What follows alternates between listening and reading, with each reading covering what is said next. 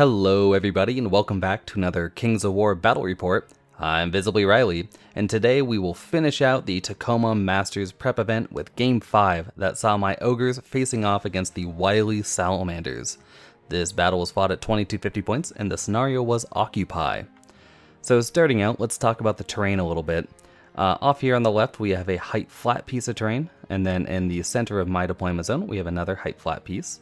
Over here we have a height 4 obstacle. It's basically, actually so we have a height 4 obstacle and it's just barely so a 125 mil base can fit through. So either these, some of the salamanders or my goblins can fit over there.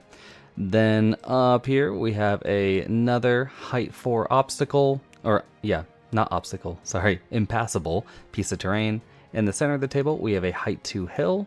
Up here in my opponent's deployment zone, we have a height 6 forest. Down here, we have a height 6 forest as well. And finally, up here, we have a height 2 hill with an adjacent height 1 obstacle. There's another height 1 obstacle somewhere on this table, but I can't remember where. So anyway, it's probably over here by the forest somewhere. So yeah, pretty average table. Using dot deployment, I believe I put this forest here to make it so my opponent had to walk through it, as they have 0 Pathfinder, while I believe my opponent put this forest and this water feature to make sure that the Lachilodons had a bunker. So fun stuff. Speaking of Lachilodons, let's talk about my opponent's list. So starting on the left, we have, oh nope, let's not talk about the list yet, let's talk about the scenario. Occupy is a very interesting scenario. So starting out, you have a center line, a very crudely drawn one, and in the middle you have one, in the direct center of the table, you have one secondary objective. So I'll explain the difference between secondary and primary at the end. So speaking of that secondary, then each player places another secondary on their side of the table within 6 inches of the center line of the table. So I believe I rolled first and I placed mine somewhere over here. It's like right about here within that 6-inch line, while my opponent placed theirs right there. So now that we have the secondaries placed, we each place a primary objective. You place your primary objective on your opponent's side of the table in more than 9 inches from the center line, right? So it's got to be greater there. And then I place mine right here on the right, while my opponent placed theirs in the bottom left. The primary objectives are more interesting. Secondary objectives are just worth 1 victory point at the end of the game for whichever side controls it. You control it by having the highest unit strength within 3 inches. So the primary objectives are the interesting part, which is I can only score my objective, which is over here, and it is worth 2 VP, but only to the ogres, right? So the idea is that I'm trying to take this top left one. Now the bottom, or the top right one, the bottom left one I can contest, but I can't control it. It's only worth 2 VP to, oh, that's an R. It's only worth 2 VP to these salamanders. So the idea is to contest your own objective, control the far objective, right? And then take as many secondaries as possible. My plan in particular is to control the middle objective, my primary, and then the one over here by the pond. That way it's impossible for my opponent to win. So that's the plan. Now let's talk about the armies. So starting on the left, we have a troop of ancients. Now keep in mind, this is before the 2019 changes, so I think the ancients gained vicious then. But anyway, they don't have it now. And assuming I'm right, but yeah, this is 2018. So behind them we have a horde of rhinosaurs, and then over here to my right we have a horde of Gekkotas Sky Raiders with the Jar of 4 Winds. In front of them is our Tokkul, and then to her, or I guess actually again our right, we have a Clan Lord on Kaizenor Lancer. I'm not sure if they have any items, so if I don't mention any, it's because I forgot. Then we have a horde of rhinosaurs, a second one. And then we have 1, 2, 3 Lachilodons. Actually, I forgot to talk about this little guyo. That is a mage priest with Martyr's Prayer. So Yep, pretty good. Then to the right of the Lakildons, we have a horde of Tyrants, and behind them a second Mage Priest, also with Martyr's Prayer because it's 2018, and the Inspiring Talisman. Then lastly, we have a regiment of Ancients. So an interesting army, but Salamander armies tend to be, just because they're so weird. And my opponent is a, very learned Salamander player, as in they play them a lot, versus I don't really play any army a lot, but we'll see how it goes. And as for that, let's talk about the Ogre army. So starting on the left, we have my ASB with Diadem of Dragonkind. To his right, we have 2 Boomer Sergeants.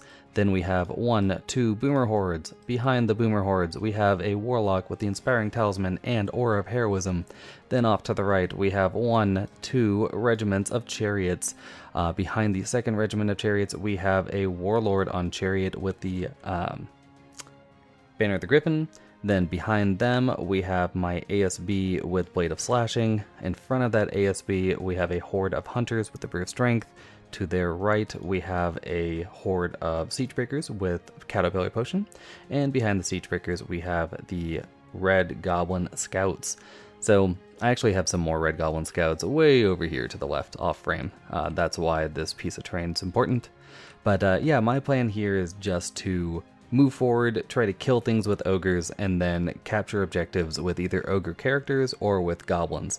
So I really need to keep my chaff units alive till the end of the game for those surprise grabs, as my opponent does not have enough units to really contest me on that. And let's see how well it works out. So moving on to turn 1. Oh, there you can see the goblins.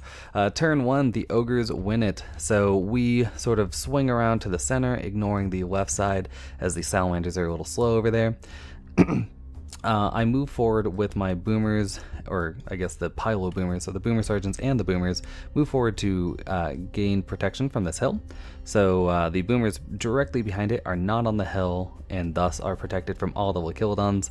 The boomers on the left are protected from most of the Lakildons. I think these two cannot see them, and this one I would have cover against.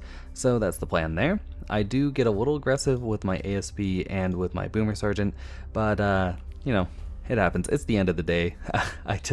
This was the end of the day, and I was still looking forward to an hour ride home, so I wasn't really into it anymore. I'll be honest. And anyway, on the right, you can see that my chariot regiments are just moving to take the center of the table. The plan is just to, again, zone some people out, as the chariot regiments are height 3 and can see over this hill, and are charge 16. My 2 Pathfinder units move as fast as they can towards the forest, with my hunters able to actually tow into it. The Siegebreakers aren't quite quick enough, so they just turn towards the forest, and my goblins just nestle between them for protection. My Warlord on Chariot, again, is set up to zone a little bit, as I can see past this forest, so if my opponent presses hard into the middle here, I will be able to really get some oblique charges going on, and that's the plan. Oh, and the only shooting I got off this turn was my Warlock cast Aura of Heroism onto this Boomer Sergeant. I only managed to get 1 success, but I do have Rally 1 on this side of the table, and then Rally 2 on this side, so that's the plan. And here is the end of 1, or not the end of 1, here is Salamanders 1. You can see on the left there's an interesting little play with the one of the troops of Ancients who have just moved forward out of my line of sight as fast as they can, and their plan is just to wheel back around later. But here's the thing about line of sight and boomers, I don't really care about him doing that. I have so much shooting over here, I plan to just blast them off the table anyway. As for the rest of his army, it mostly stays back. These rhinosaurs move forward a little bit to threaten, but they're, I can just easily walk away from them right now, as they are not within, I think they have a 14-inch charge, and I don't think they're within it yet.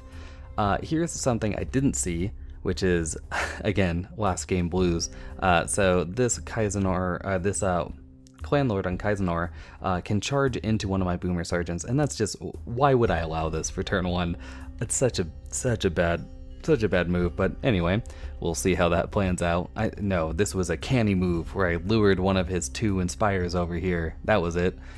So anyway, you can see that these ancients have moved into the center of the table right in front of the boomers, tempting me to shoot them, and made it so the chariots, if they want to charge them, are charging in the front.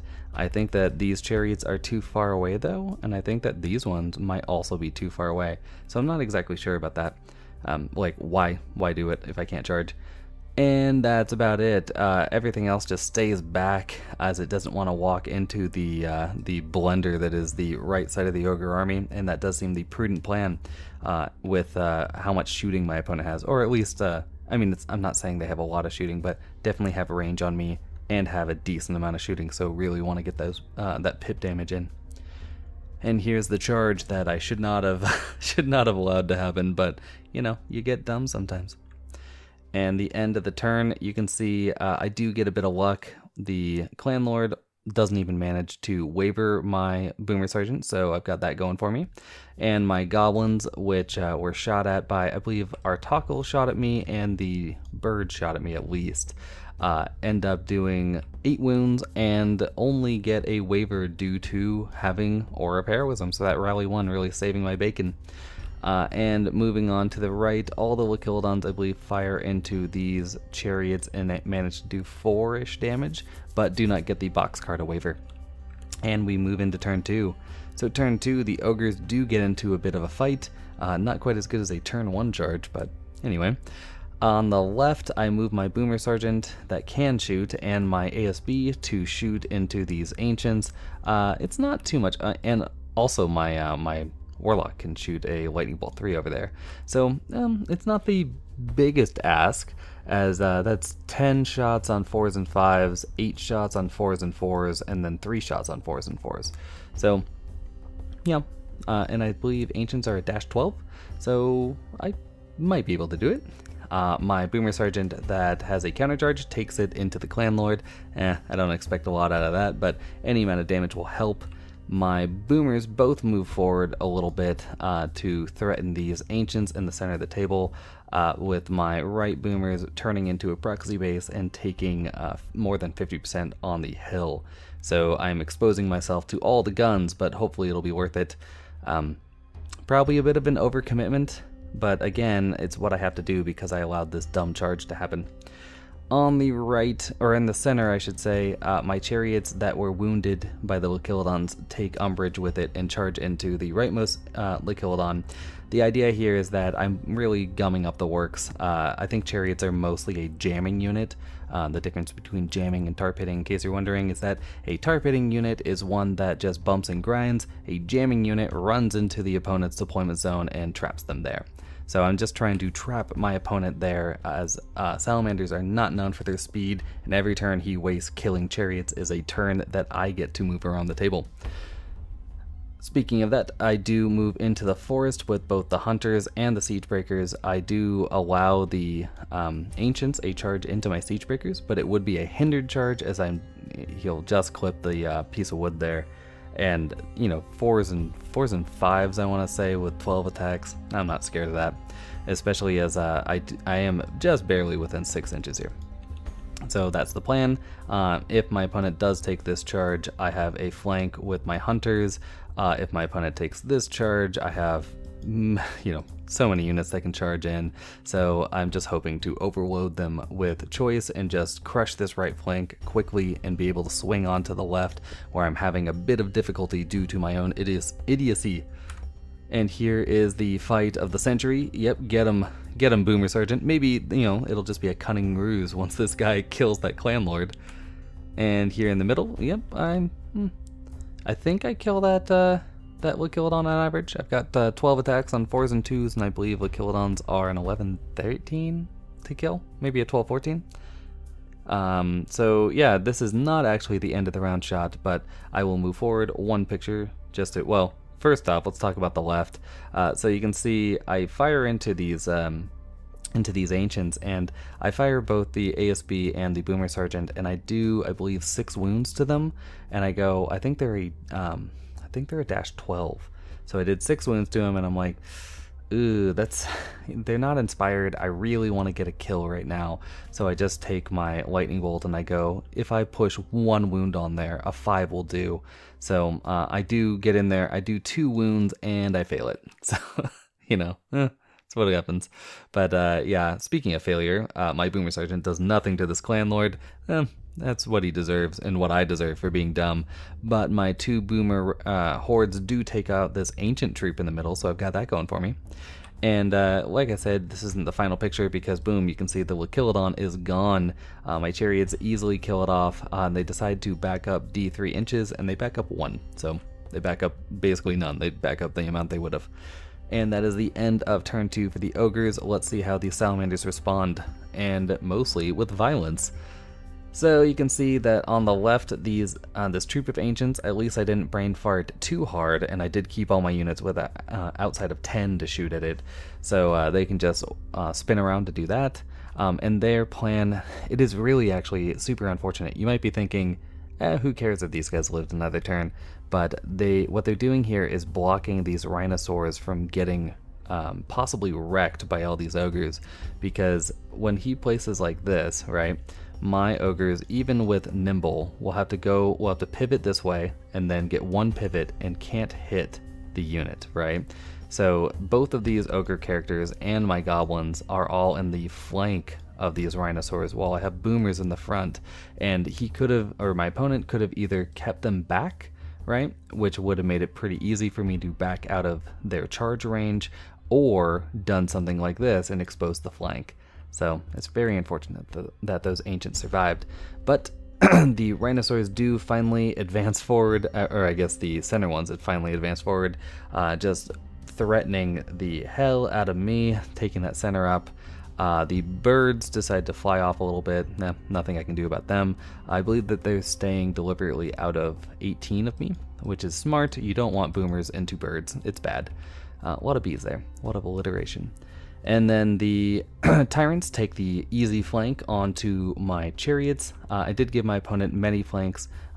They could have done it with these rhinosaurs, with the tyrants, or with the ancients. So the plan here was that I have so many units on the right here ready to charge that if they'd gone into it with the rhinosaurs, that probably would have been a big mistake, as I just have too many charges onto them. I've got the boomers, I've got the chariots, I've got this guy, like all that nonsense. And the tyrants are I think the most sacrificial of these units. Maybe the ancients are, but the ancients are blocking a possible rear charge, assuming that my opponent, flubs it somehow, because those are 4 pluses to hit, and double ones do exist. So moving forward into the charges. Oh wait, it looks like I did do a wound. Score, get him, Boomer Sergeant. And right here, that's not pretty. And here is the end of the turn. It is a bit unfortunate and fortunate at the same time, I guess. So on the left, you can see that my Boomer Sergeant is alive. That's pretty good, but they are wavered. And speaking of wavered, I have my Boomers on the hill also wavered by taking 9 wounds, which I guess isn't all that unlikely, as I believe all the guns shot at them this turn, except for our Tockle, who could only shoot at these Boomers and did 1 wound.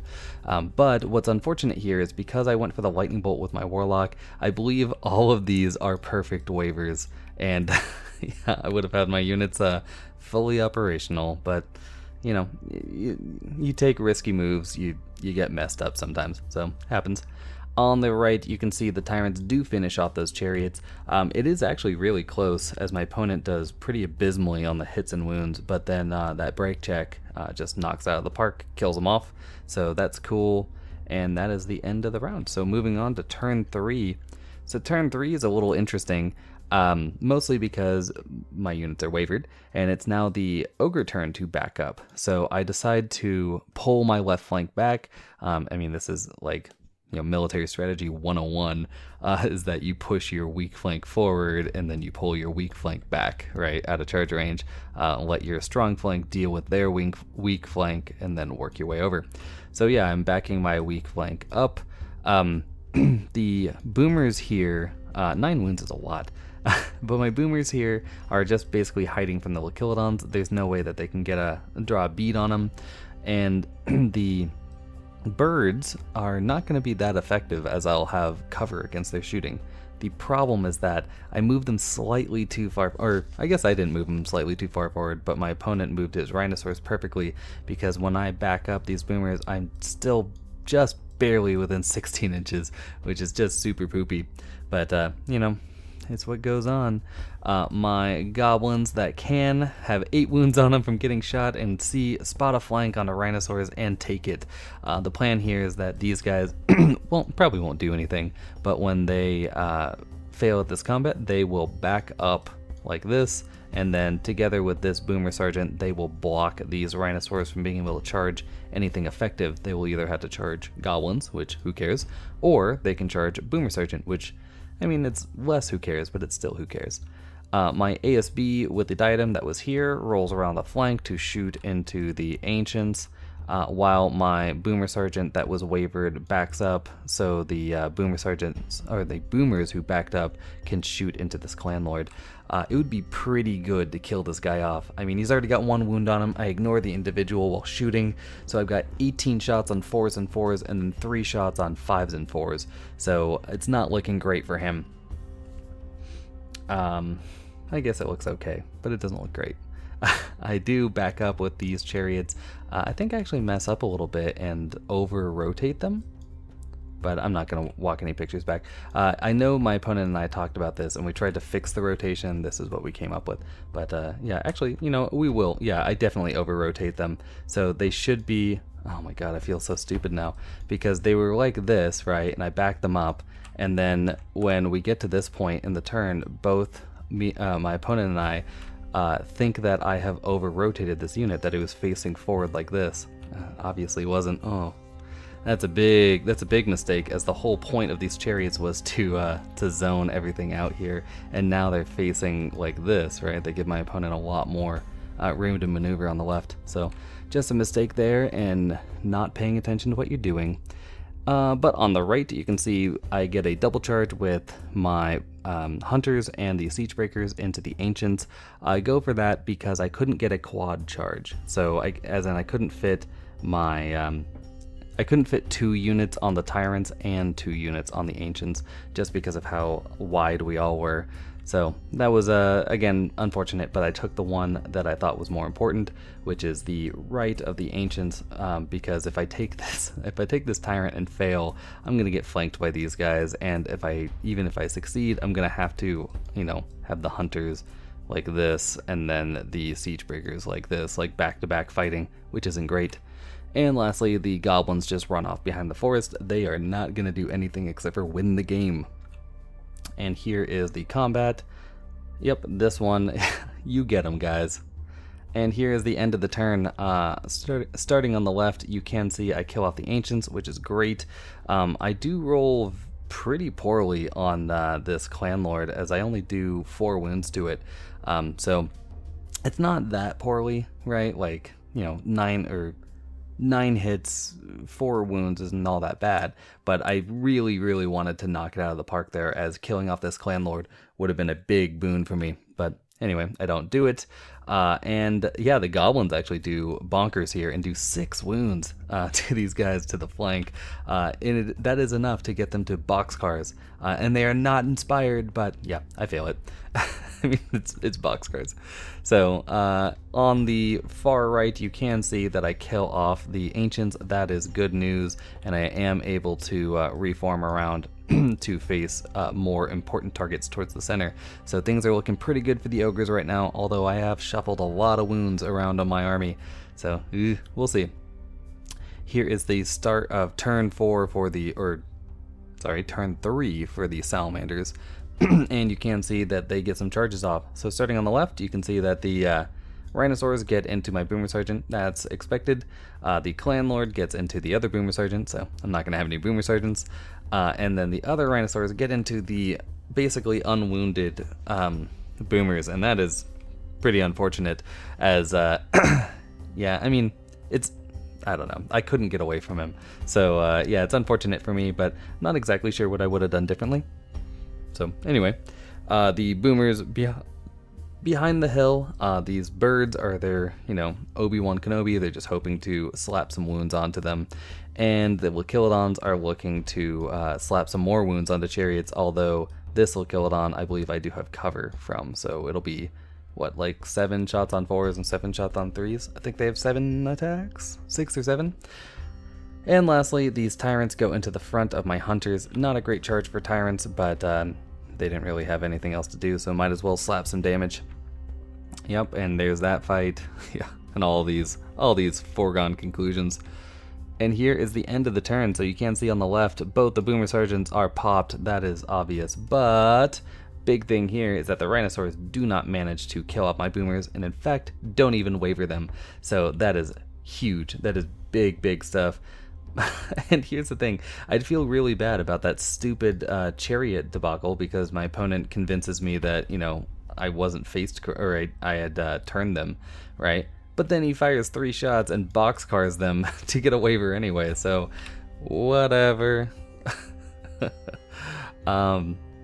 So on the right you can see that the Tyrants do 5 wounds to me. That's a little below average, I want to say, because let's see, the Tyrants have 18 attacks on 5, so 6-ish hits, and then, you know, 2s to wound, so 5 wounds, but then vicious. So, yeah, a little below, but not too bad. 5 wounds, thankfully doesn't get a waiver there, because I think I might have cried. And we move on to turn 4. So turn 4, our Tackle has slapped 2 wounds onto my ASB. That, it's bad, but it's not too bad. My ASB just moves forward to get some shots onto the Clan Lord along with my Warlock. It's not the best. That Clan Lord only has I think 6 wounds on it right now, and that's not too many. But anyway, you can see that I do take my Boomers and go into these injured Rhinosaurs. That's not actually that bad of a charge, as I've got 18 attacks on 4s and 4s, and then Brutal, right? They've already had 6 wounds put onto them by the brave Goblins. So, speaking of the Goblins, they got fireballed in their dumb face and are gone. But yeah, so I could pop through them, and I think I need to, or things are gonna get a little dicey. And finally on the right, you can see that I go for the triple charge onto the Tyrants with my Hunters, my Warlord, and my Siege Breakers. So it's a bit of an overcommit, I will admit, but I wanted to keep the Warlord around the Siege Breakers for that Inspire. In retrospect, I should have just gone for the double charge and taken the Warlord to be more threatening on the left, but it's not what I did. Lastly, I take my Chariots and back them up because this is a scenario about unit strength, so I will try to preserve as much as possible. Yep, and here's the fight of the century. Really hoping on that one. And yeah, this one, a bit more of a mistake. And here is the end of the turn, so you can see things work pretty well. I do manage to kill the Clan Lord off. I kill the Rhinosaurs, which is huge. I actually think I wallop the Rhinosaurs. I think these Boomers were tired of it. Kill them, and then on the right, I managed to kill off the Tyrants and then advance with the Hunters and the Siege Breakers towards the Lachilodons. So again, I think that this is another mistake I made. I think that maybe the Siege Breakers, either the Siege Breakers or the Hunters should not advance. If we roll a picture back here, one of them, probably the Hunters, should have just gone backwards D3, because again, this is a scenario about holding objectives, and the stuff that's here in the center of the table, it's just too nimble for me to deal with. The Lachilodons probably can't get out of my way, but I probably don't need more than the Chariot Lord and or the Siege Breakers, right? Like 2 of these 3 units should be able to deal with the Lachilodons, and I'm never going to catch these birds or these wizards, so I think again that's an overcommit and I should have backed up. And here we see the Salamander turn 4, so a bit more of a fight here. There aren't a lot of Salamanders left, but all these Ogres are wounded. So the remaining Rhinosaurs go into my ASB with the Blade of Slashing. Seems good. Our Tackle just takes the center of the field. She can shoot out over here 12 inches onto my ASB or into the Boomers if they need the help, while the birds move forward to shoot at the Boomers, and then both Wizards plus the Lachilodons all stay within 12 inches of the Hunters, hoping to kill them off. So I guess that's the plan, and here's the execution. So yeah, getting in there, and oof, it is brutal. Our Tackle ends up doing I think like 6 wounds. I think our taco only has 6 attacks, but yeah, 5 or 6 wounds onto my ASB this round, and just poof, it's gone. So that's super unfortunate. I was really hoping for that ghost last bit of an ASB to mess up these birds. But anyway, that's gone. The other ASB is also killed this turn by the rhinosaurs. That's not unexpected, and all the shooting that went into the hunters just shows the problem with what I did. The hunters definitely should have backed up. Probably would have ended up in cover. So just mistakes left and right by the ogres here. And yeah, we're getting punished for it. And we move on to turn 5. So turn 5, yep, there's not a whole lot going on anymore. So I take my siege breakers and go into the side of one of the Lachilodons. That seems like an auto hit. And then I take my chariot here and just put it adjacent or parallel to the siege breakers. And why? I'm just asking now, right?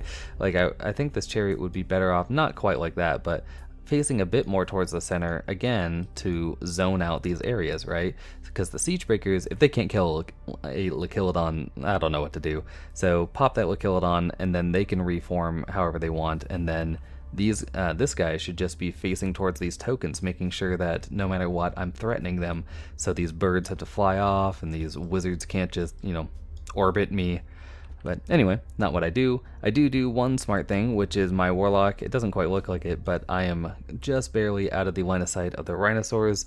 I don't think I could face anything, so I'm not. But maybe I just messed up my facing, because I'm facing this way, it looks like.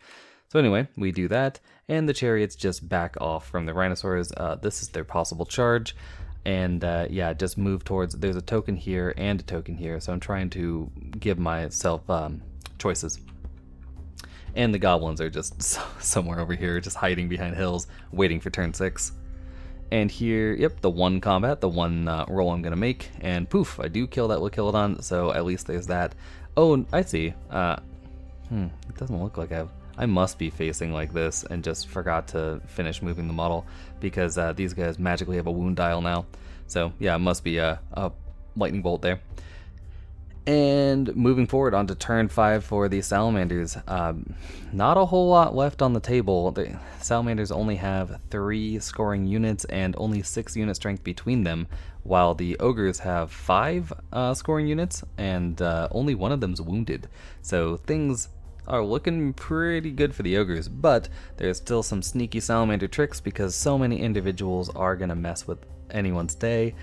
You can see the Lachilodon here goes for a tricksy maneuver. So the Lachilodon is just 1 inch away from my siege breakers, but the problem with it is the facing here. So when the siege breakers, they can see this mage priest if they want to charge, because I could just back off with this guy and charge into this wizard.